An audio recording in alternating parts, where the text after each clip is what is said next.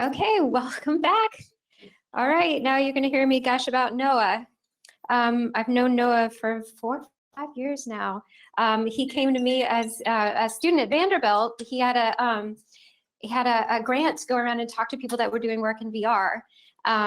He just came to Yale and we talked, and we've been friends ever since. And I have been rooting for him every step of the way. He's just doing some amazing stuff and really like making a difference in young people's lives around mental health and social connection. So Noah Robinson, he's founder and CEO of Innerworld, and also a clinical psychology doctoral candidate, and he promises he's going to finish his PhD very soon. We always make sure to tell him to do that from Vanderbilt. So take it away. Thank you. Awesome. Thanks, everyone. Thanks for being here. Today I'm going to talk about how we can address the adolescent mental health crisis through a type of intervention that we developed called cognitive behavioral immersion. So there is a mental health crisis amongst adolescents. I don't really need to add any statistics here. I think we all know about how serious this problem is in our country, and we really haven't found a solution yet that can really scale to address this problem. And I was actually one of these adolescents. So when I was 13, I realized I was gay and became depressed, and I escaped into a virtual world like World of Warcraft, spending almost 10,000 hours living in that environment. It ultimately ended up saving my life and stopped me from harming myself. But at the same time, it sucks me into this alternative reality. And it took me almost 10,000 hours to eventually be able to feel comfortable enough coming out of the closet. But I was more comfortable coming out of the closet to my clan than I was in real life. And so that really empowered me to come out in the real world. And after that experience, I was wondering, what if we could use these virtual environments and avatars and social connection to actually build an intervention and have people come back to reality more empowered than they left it. And so I pursued a PhD in clinical psychology at Vanderbilt University. And my mentor there, Steve Holland, is a protege of Aaron Beck. So he was my academic grandfather. He created cognitive behavioral therapy, which is one of the leading modalities for intervention in psychology. And as I gained expertise in CBT, I also realized that it's very inaccessible for folks. I started experiencing that most therapists don't have time to take on more patients. There's wait lists. There's not enough people out there, even though CBT is evidence-based. We know how it works. It's very tool-oriented. CBT itself is scalable. We just don't have enough people to deliver it. And so I really realized that therapy models are broken. Half of people can't get help who need it. Mental health disorders and suicides are at an all-time high. And we need a scalable solution now more than we ever have in the past. We have almost 50,000 suicides that occurred last year. And 20% of all US adults experience mental illness each year. Half of people qualify for mental health diagnosis in their lifetime. And 60% just of people with anxiety do not receive treatment, let alone all the other types of psychopathology that exist. And it turns out we're actually 5 million therapists short in the United States alone. So if every single person sought treatment who needs it, we would need 5 million more licensed therapists to meet the demand that there is. And so really we have a bottleneck. There's millions of people who need care. We don't have enough providers, and barely anyone is actually getting help. And so we need to solve this mental health bottleneck. Technology has transformed many different industries, but it has not transformed the mental health industry yet. And we think that we have a solution that really has the potential to do that. And so we believe that the next evolution of therapy is going to be training non-therapists in these evidence-based mental health tools so that they can deliver live intervention to folks. And so that's what cognitive behavioral immersion is, and I'll explain it a little bit more in a second. And we basically have developed this place that people can go 24/7 whenever they need it to get mental health help, and it's called Innerworld. And so Innerworld is this avatar-based group mental health platform, and we teach scientifically validated tools in this environment that people can access whenever they need, however much they need it. Folks are able to attend live group sessions in these immersive virtual worlds. So we have about 35 different worlds so far. And the idea is that you can create an avatar, have another identity. Everyone has a username. There's a little number next to your username that shows how many months since you created your account. And we train these non-therapists, who we call guides on the platform, to lead the groups and teach the evidence-based tools. We can just pop out a three-dimensional tool in the environment and teach them in this live social world. And then we also have kind of fun hangout experiences as well, the social connection. We know that there's a loneliness epidemic. We talk about that a lot. And so social connection is a really key component to being able to have people open up, connect with each other, and be able to find that place that truly is a safe space for them. And with cognitive behavioral immersion, there's kind of a few different components to it. So the first is that we have these evidence-based tools. So key principles from CBT and also DBT, like cognitive restructuring, assertiveness curve, your Dotson principle, these different kind of clinical tools. It takes place in an immersive environment. So these live groups, people are able to learn the tools, and the environments are really welcoming and friendly. And the environments also capitalize on what we call non-specific effects. And so that's basically the idea that what accounts for the majority of outcome in therapy is not the type of therapy, it's not the therapist, but it's actually just the relationship that people build with their therapist. Those are called non-specific effects, and that's actually one of the most powerful things in therapy. And so we can amplify that in these safe social environments.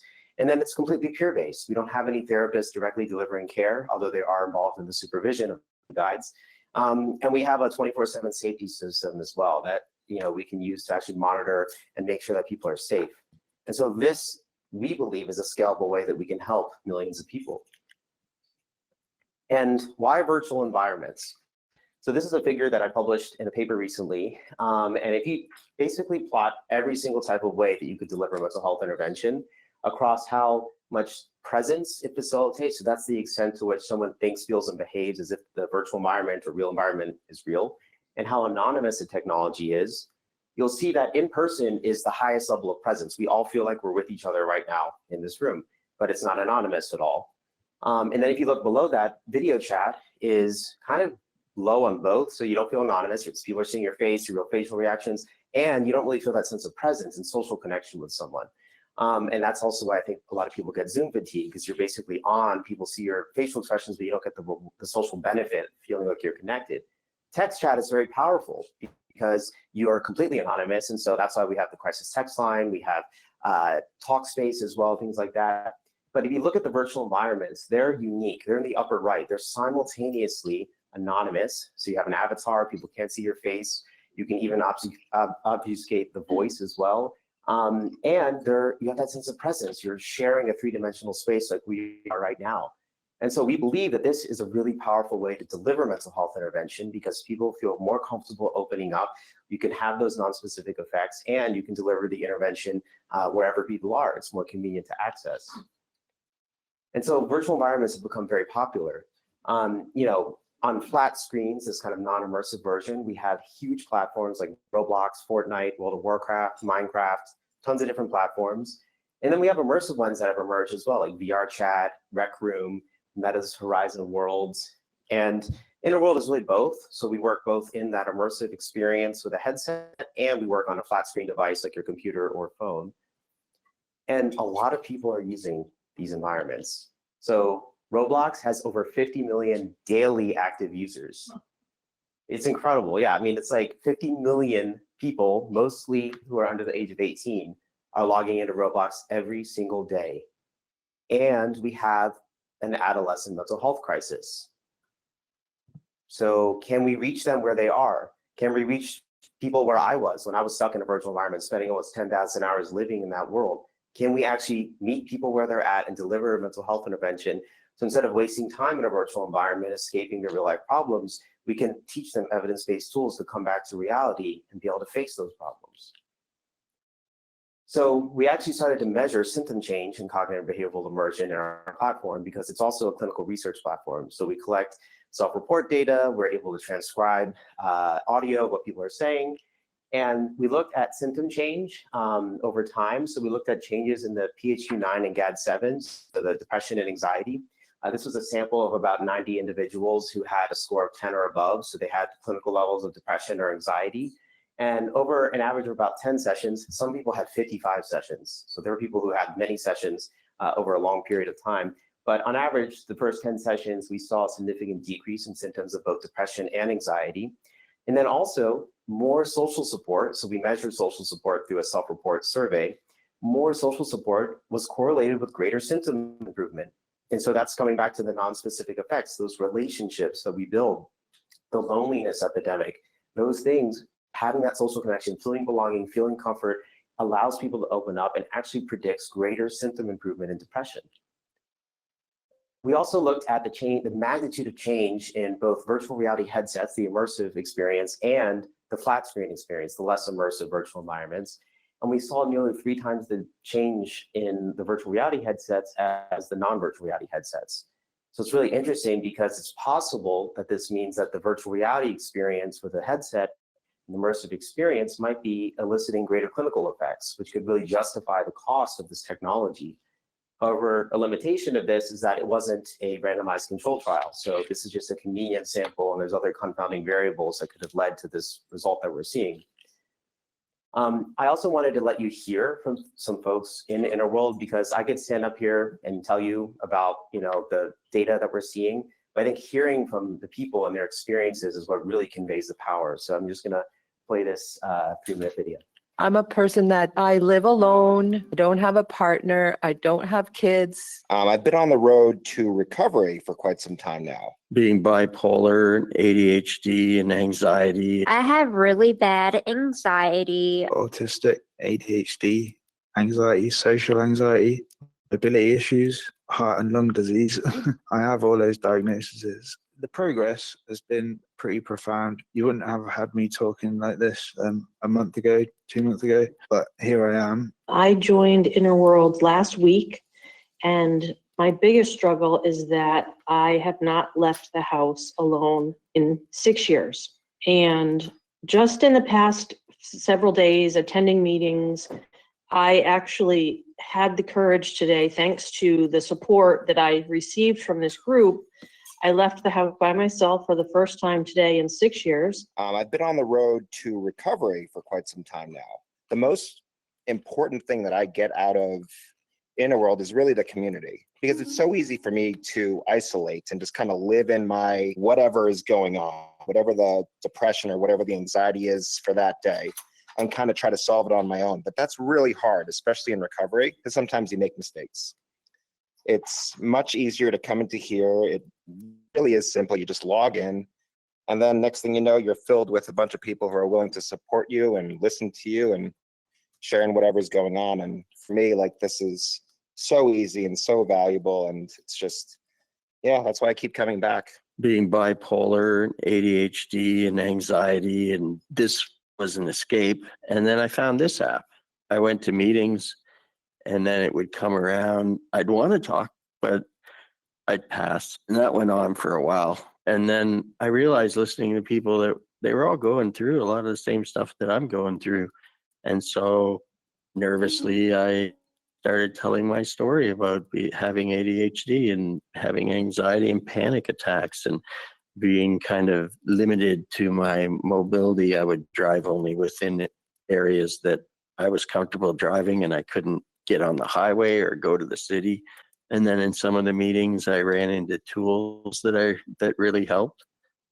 Some tools I could even just carry in my head, like the worst case, best case, most likely case scenarios when I would get in a panic attack situation. And it wouldn't get rid of the panic, but it would help me kind of put it in perspective, and enough that I could deal with it in the moment. I start feeling much better in here, and I take that same good feeling outside and I affect the people around me. So this whole place is not only changing the people inside here, I think it's changing people in the outer world as well. I grew up in an abusive home, and I left home at 16 as a high school dropout and got married and learned how to survive. And the whole time when I was younger, I was alone most of my life. I kind of had to fend for myself and figure things out. Eventually got involved in behavioral health. I've been in it for about 17 years. And my oldest daughter, who had autism, committed suicide 8 years ago. The thing is, the people that are giving those support end up the ones that don't have a support system in the end. And so when I came here, I felt supported for one of the first times in my life. And so those are just some of the stories, folks, and experiences that they've had. Itfin, I'm really proud, has become a guide on our platform. So he literally couldn't even speak in a meeting, and now he's leading meetings and is getting paid to do that on our platform. And also something happened last night, actually. I was demoing Innerworld on my iPhone at the reception last night, and I was with Nicholas, and I had permission to kind of share the story. We had someone who was transgender, and she had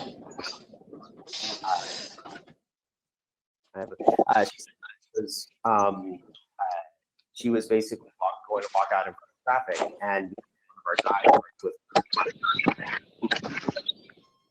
there might be something like that coming from. Is that okay? So we had this person who was suicidal come into the platform. She was going to walk in front of traffic. Our guides followed our safety protocol, got her isolated alone, like just the guide and her, and activated our emergency pager system. And I came in. The guide had gotten her to walk into a gas station, and she didn't want to go to the ER because she didn't have money to afford going there. But I talked to her, and I talked to her dad, who came to pick her up, and I said, please take her to the hospital. Like, you can save her life. And I think, I was encouraging him to do that. And she went to the hospital, and she was telling all of us, she was telling Nicholas and me this last night. And she ended up having an incredible, profound moment in the hospital after a week of being in an inpatient hospital, and realized that, she realized that her identity was her own, and that she shouldn't be thinking about it from a perspective of like trying to satisfy other people, and that it was really Innerworld that saved her life. And we've had several people who told us that Innerworld has saved their life. So I think that, this technology, when we talk about like the mental health crisis, when we talk about scalable solutions, we have to remember that people are literally dying. And we need to act quickly to create solutions to help them, and especially transgender individuals, as Nicholas was mentioning before, are folks who are, represent 25% of teenage suicides. So we think it's really important to create these kinds of safe spaces. Another question, thank you. That also, like, Nicholas and I were both crying last night while this person was telling us this at this reception in a room, because, obviously I created Innerworld after struggling with suicide myself as an adolescent. So to have that come full circle was absolutely incredible. Another key question is, again, does VR make a difference? I've kind of alluded to this, and I'm excited to share that we just got a $2 million grant that I'll be serving as the principal investigator on from the National Institutes of Mental Health. And we'll be randomizing folks so that we actually know the answer to the question in our RCT for an 8-session depression intervention. And we'll randomize folks to delayed access, so like nothing, control condition, flat screen Innerworld intervention, or the VR Innerworld intervention. And this will be one of the first RCTs where we'll be able to actually look at the outcome data and calculate for every dollar that's spent on this immersive technology, what is the ROI of symptom change and outcome. So yeah, we're really excited about this, and I think it'll answer some key questions about, is the technology necessary? And it could be pretty interesting if it's not. Like, what if we're, or what if it's only 10% better, and we can get 90% of the effects with flat screen devices that everybody already has in their pocket. So it'll be a really interesting trial that we're excited to pursue. And we've adapted Innerworld for adolescents. So some of the things that we're doing is that there's always a guide present in Innerworld. So adolescents cannot talk with each other unless a guide is online with them. And we also have events that are all free for them to attend. And then we cater to adolescent needs as well. They can request events and topics. We have recreational, social events and things like that. We've gotten a lot of great feedback from the adolescents who come into the platform and are just collecting pilot data now. And we're really excited because there's not many anonymous online spaces that adolescents can go to that are also completely moderated and supervised, and there can't be DMs between them or what we call leakage onto another platform or site. So it's a very, very unique thing that we've built, and we're excited to continue, scaling that essentially. And then lastly, I want to mention Jewel, the singer-songwriter Jewel, has joined Innerworld as a co-founder, and she has been specifically focused on helping adolescents for 22 years in her foundation. She has the Inspiring Children Foundation, and they have an incredible peer-based program. They take adolescents who've been kicked out of top leading programs like at McLean and other places. They have advisors also from top institutions, and they're seeing incredible outcomes with no therapist. It's completely peer-based, it's tool-oriented, It's non-judgmental, and it's peers helping peers. It's people who've been suicidal helping folks get through it and saying, I was where you were, you can get through it too. And so I wanted to share a brief video of Jewel kind of talking about why she joined Innerworld and what her background is as well. I got interested in mental health when I was 15. I moved out when I was quite young, at 15, and I knew that statistically kids like me repeat the cycle. And so I wanted to come up with some kind of reasonable hope that if I moved out, I could expect a different future, because why else move out, right? So for me, it was about learning a new emotional language, trying to look at nature versus nurture. And if my nurture was really bad and really traumatizing, could I get to know my nature? So I began to develop systems and behavioral tools for myself that helped me do what I call going down and in, trying to lift the skin of my nurture to understand my nature. And it led me on a journey that caused me to write. And it's why I wrote songs like Cool Save Your Soul and Hands and things like that. Over the course of my life, I wanted to see if the tools I developed work for other people that also didn't have access to therapy. I'm not against therapy. I think therapy is great. It's just not everybody has access. And dysfunction is often passed on in our households. And if you want to learn a new way of being, that's education, and education costs a lot of money in our country. And so suddenly happiness can be elite. I find that incredibly unacceptable. Everybody should have access to tools to help them learn and grow if they want access to those. So my life has been about dedicating myself to finding those systems. I founded with my co-founder, Ryan, the Inspiring Children Foundation. It was founded 22 years ago, and we work with behavioral tools, no therapy. Again, not because I'm against it, it's just not everybody has access. So we work with kids with suicidal ideation, anxiety, self-harming, disordered eating, and we help them through behavioral tools in a group setting. So recently I've been watching the VR community. I have really loved it and thought this is a great environment to bring behavioral tools into, because it can really work. I've seen behavioral tools in group settings work. So I thought I was going to be the first in, and I went and did my due diligence, and I found a tiny company that was not publicly facing yet, but was on its 3rd or 4th year of beta testing with over 10,000 hours of doing peer-to-peer group settings with behavioral tools. Nobody does that. So I reached out, this is Noah, and said I would love to join forces with you. So yeah, that was Jewel, and it definitely felt kind of like, you know, kismet for us to meet. And we were doing something very similar, her in person, me in the virtual world. And it's been really fantastic. And so we're really excited to scale up and partner with ICF, the Inspiring Children Foundation, for our adolescent program. And we're looking for, you know, new partnerships as well to basically have more adolescents able to access this intervention and technology. Lastly, future directions. We think the whole family can be involved in these interventions. So there's no reason that only the adolescents need to be coming into the platform. One quick note is that the standard of these mental health platforms online is to vary parental consent in the terms of service, like 7 Cups of Tea, a chat platform. You just sign up and it's in the terms of service that your parent consents. We have a pop-up in our app that says, does your parent consent for you to be using this? Self-reported parental consent is very important because not every adolescent has parental consent.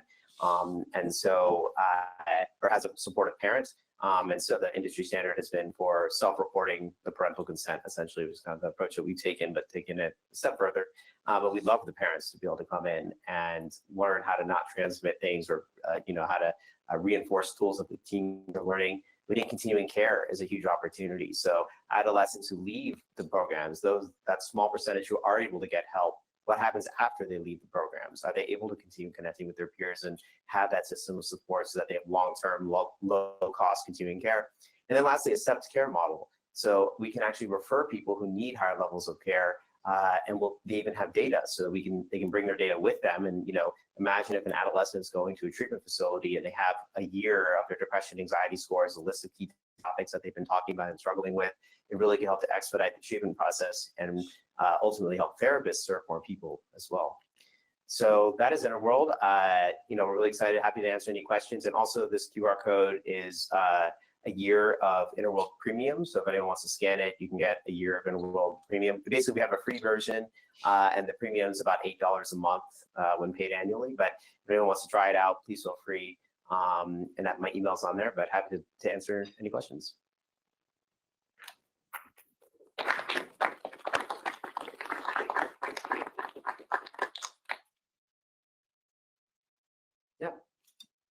So I have a question about your guides. I know that many of your guides are people who come from, using the Innerworld, and then they transition into that guide role after you said being there for at least 6 months. What are your kind of precautions in place to kind of protect their mental health and make sure that they're not giving too much or that they're not being too affected by these crises, like somebody coming in and threatening suicide?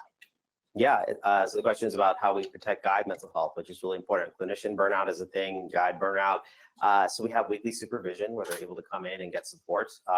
And then we have recreational events for them as well. So they have their own community where they can interact with each other, kind of share things like that. So that's been really helpful. And then also teaching self-care techniques. The beauty of the tools, the evidence-based tools, is that they work, even if you know how they work.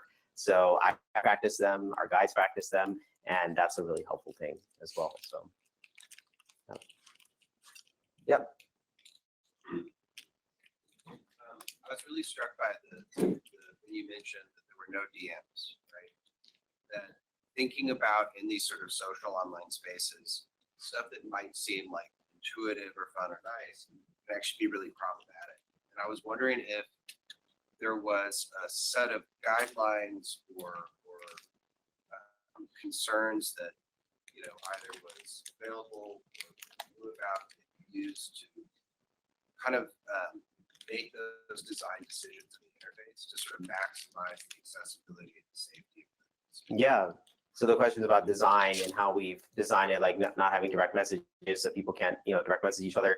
We have basically designed the intervention with the community. This is a big thing about peer-based intervention, and I think the field is shifting towards this, to have people with lived experience influencing the design of the intervention. And so we started out with one group of people meeting once a week, and now we've scaled to over almost 200 meetings per week that we have now on the platform, from everything to like ADHD, anxiety, depression, parenting, autism, military veterans, LGBTQ. Like, we have a lot of different things on the platform. And it's all been taken from feedback. And so we have also community guidelines that have been developed from edge cases, like someone coming into a meeting and dissociating and kind of progressing and acting like like a child, basically. And during the meeting, we didn't know what to do. And like, do you ban that person? Do you remove them from the meeting?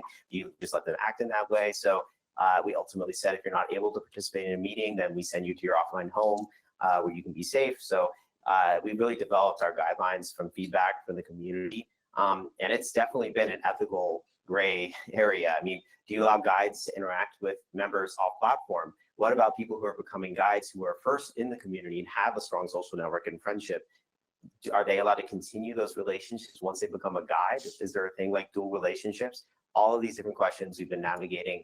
And we're actually I'm speaking on a panel at ABCT about, and that Kim is going to be on as well, is like, when doing therapy, in quotes, without the therapist, like, what are the ethical considerations, whether it's a game to help folks, with vaping prevention or other things, or, what we're doing, like, how do you ethically handle these things? So we're trying to navigate it through open discussion and with the clinical advisory committee and with the community. So that's our basic approach.